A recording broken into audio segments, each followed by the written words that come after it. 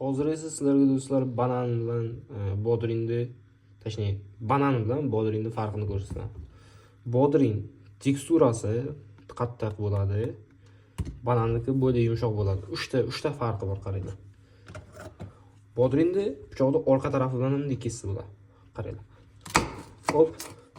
Tekis bo'lmasa ham, kesiladi. Bananni kesa olmaysiz, chunki bu yumshoq. Ikkinchidan, bodringni tishlaganingizda shunaqa qirsillab chiqadi. Bananni esa archish kerak. Tishlasangiz bunday lekin qirsillagan ovoz chiqmaydi. Uchinchi farq bu rangida. Bodring asnonom yashil bo'ladi. Banan esa sariq bo'ladi. Qorasini ham ko'rganman, qayerdadir yashilini ko'rganman. Shuning uchun biron narsani yana bilmoqchi bo'lsangiz, podpisatsiya qilib qo'ying. Keyingi safar meni topa olmay qolishlaring mumkin.